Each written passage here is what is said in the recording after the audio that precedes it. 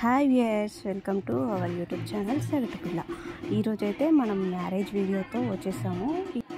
మామూలుగా పెళ్ళి అనగానే చాలామందికి గుర్తొచ్చేది అండ్ వెరీ ఇంపార్టెంట్ ఏంటంటే పెళ్లి కూతురుని చేయడం అండ్ తర్వాత కన్యాదానం, ఆ తర్వాత అప్పగింతలు. సో ఈరోజు ఫస్ట్ ఈవెంట్ పెళ్లి కూతురుని చేయడం అన్నమాట. అయితే ఇంకెందుకు ఆలస్యం, ఈ వీడియో చూసేయండి.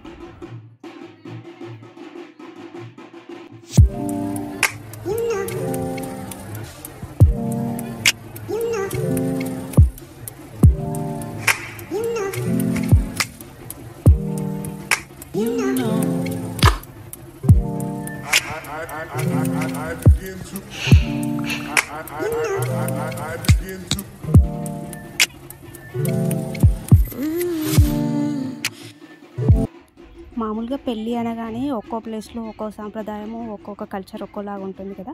ఇక్కడైతే నల్గొండ డిస్టిక్ అండ్ ఒలిగొండ ఈ ఏరియాలో మాత్రం మేము ఇలా పెళ్లి కూతురుని చేస్తాము. అంటే ఇలా పసుపు రాసి తర్వాత మంగళ స్నానాలు ఇవన్నీ చేపిస్తారనమాట.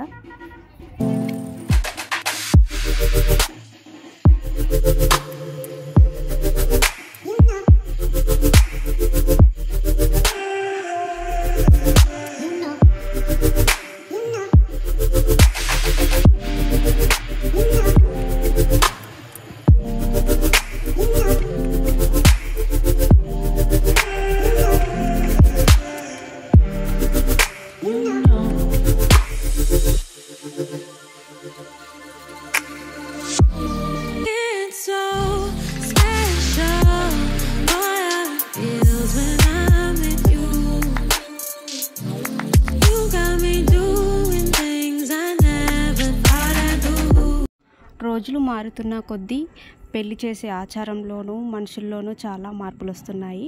అందులో భాగంగానే ఈ పెళ్లి కూతుర్ని చేయడం అనే తంతు కూడా కొంతమంది మర్చిపోతున్నారు అండ్ కొంతమంది మాత్రం ఇప్పటికీ పాటిస్తున్నారు. ఇలా పెళ్లి కూతుర్ని చేయడం అనేది ఇప్పటికీ చాలా సాంప్రదాయం ప్రకారం చాలామంది పాటిస్తున్నారు. కానీ కొందరు మాత్రం ఇవన్నీ సాంప్రదాయాలు ఎందుకు అనేసి కొట్టిపారేస్తున్నారు.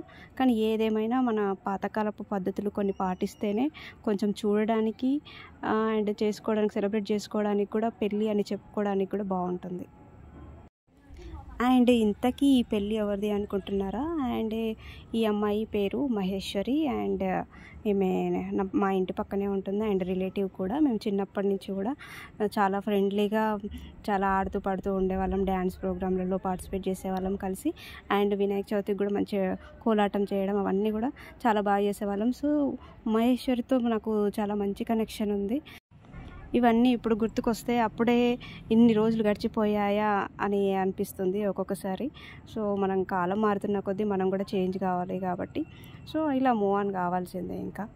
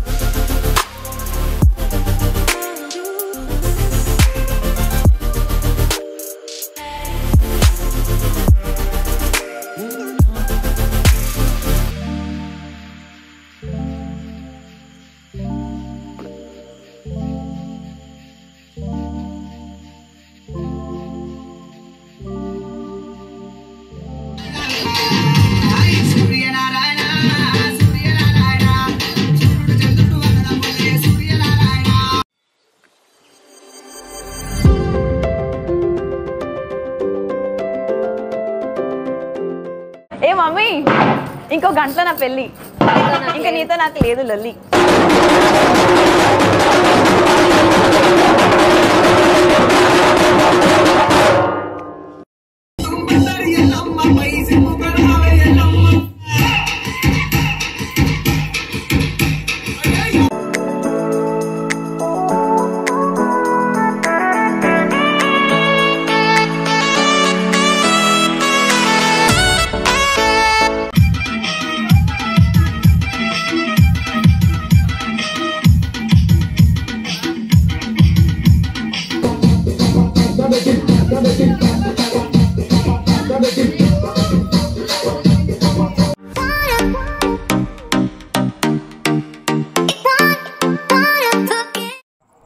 ఓకే, ఇంకా పెళ్లి కూతురు అయిన తర్వాత నెక్స్ట్ డే ప్రోగ్రామ్ ఇంకా డైరెక్ట్ పెళ్ళి అనమాట. మేము ఇలా రెడీ అయ్యి ఆటోలో వెళ్ళిపోయాము ఫంక్షన్ హాల్కి.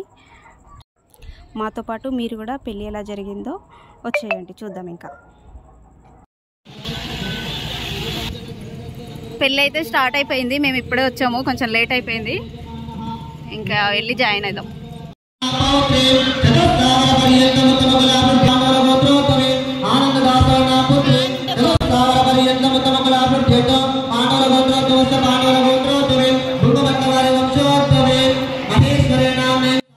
ఒకప్పుడు పెళ్ళి అంటే 16 రోజుల పండుగలా జరిగేది. ఆ తర్వాత 5 రోజులకు మారింది. కానీ ఇప్పుడు 2 గంటలు 2 నిమిషాలకే పరిమితం అయిపోయింది. అంతే, రోజులు మారిపోతున్నాయి కదా, ఇంకా మనం కూడా మారాల్సిందే. కానీ ఇప్పటికీ చాలా ఫ్యామిలీస్ 16 రోజుల పండుగని, కొన్ని అంటే 2-3 డేస్కి 16 రోజుల పండుగని జరుపుకుంటారు. ఫ్యామిలీస్ చాలానే ఉన్నాయి. ఇంకా కొద్ది రోజులు దాటితే ఈ 3 రోజుల పండుగ కూడా 16 రోజులకి దాటిపోయి అసలు 16 రోజుల పండుగ ఏంటి అనే రోజులు కూడా వస్తాయేమో. సో ఆల్రెడీ వచ్చేసాయి. సో ముందు ముందు ఇంకా అది కూడా మనం చూడమేమో.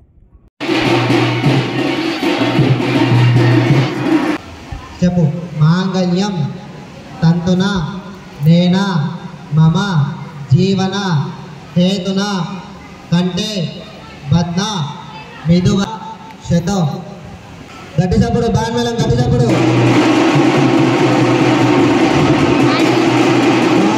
మాంగళ్యం తంతున నేన మమ జీవన హేతున కంటే బద్న మిదువ సహజీవ శరదాం శతో.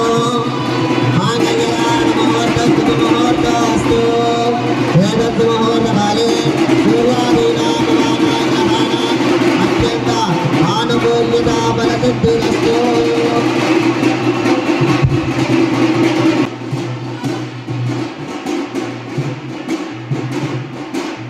చాలామందికి మెట్టెలు ఎందుకు పెట్టుకోవాలి అనే డౌట్ ఉండే ఉంటుంది. సో దీనికి ఎందుకు పెట్టుకుంటారంటే, పెళ్ళైన తర్వాత అత్తగారింట్లో ఎన్నో రకాల పనులు చేయాల్సి ఉంటుంది. అందుకు మనం మెంటల్లీ ఫిజికల్లీ చాలా స్ట్రాంగ్గా ఉండాలి. యాక్చువల్గా అయితే మన ఈ బొటన వేలి పక్కన వేలికి మన హార్ట్కి గర్భకోశానికి సంబంధించిన నాడులు ఉంటాయి. దీనికి మనకు పాజిటివ్ ఎనర్జీని ఇవ్వడానికి ఈ వెండి జ్యువెలరీని మనం కనుక పెడితే మనకు ఆ శక్తి అనేది, మా ఎనర్జీ అనేది వస్తుందనేసి ఈ మెట్టలు పెడతారనమాట. దీని వెనుక ఉన్న ఆంతర్యం ఇదే. ఎంతమందికి దీని మీనింగ్ తెలుసు?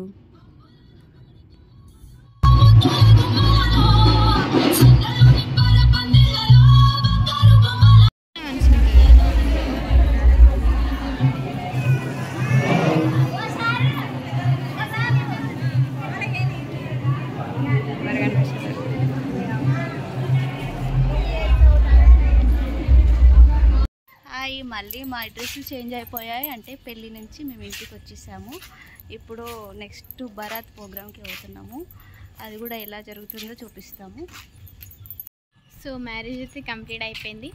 సో ఇప్పుడు మళ్ళీ మేము 4 అయింది ఇంటికి వచ్చేసరికి. సో ఇంకా ఇప్పుడు బరాత్ ఉంది. పెళ్ళిలో కూడా ఇంకా కొంచెం వీడియో తీయలేకపోయాము, ఎందుకంటే మేము వెళ్ళేసరికి చాలా లేట్ అయిపోయింది. సో పెళ్ళి కూడా తొందరగా అయిపోయినట్టు అనిపించింది. ఇంకా తర్వాత తినేసి ఇంటికి వచ్చేసాం. మళ్ళీ డ్రెస్ చేంజ్ చేసుకొని మళ్ళీ ఇప్పుడు వెళ్తున్నాం అనమాట.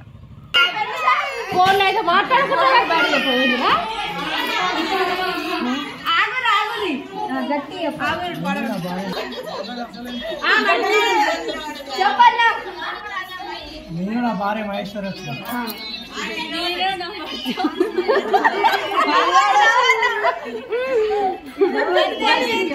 చెప్పలేదు, కరెక్ట్ చెప్పలేదు, గట్టి నేను నా భర్త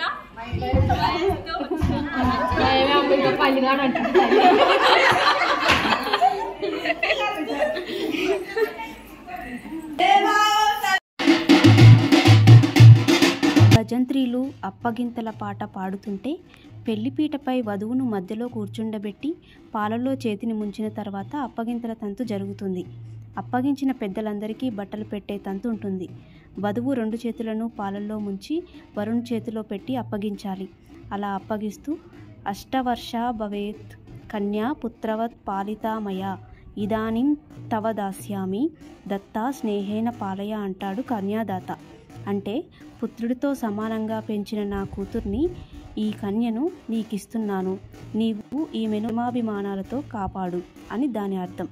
అదే మంత్రం చదువుతుంటే అదే అర్థం వచ్చేలా అత్తమామలు వరుడి పక్కన కూర్చొని ఉండగా వధువును చేతిలో పెట్టాలి.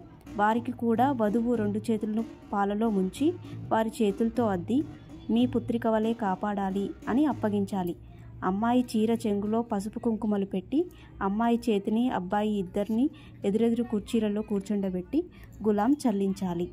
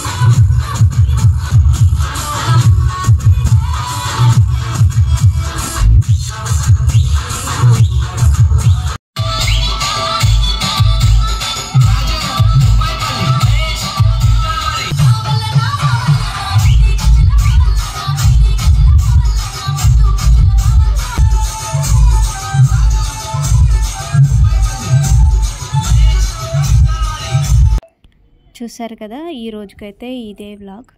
మేమైతే పెళ్ళిలో బాగా ఎంజాయ్ చేసాం. మీరు కూడా ఈ వీడియో మీకు నచ్చినట్లయితే షేర్ చేయండి అండ్ లైక్ చేయండి. మీకు ఎలా అనిపించిందో కూడా కామెంట్ చేయండి. వీడియోని కనుక ఫస్ట్ టైం చూస్తున్నట్లయితే సబ్స్క్రైబ్ చేయండి. థ్యాంక్ యూ అండి. Thank you so much. Bye bye.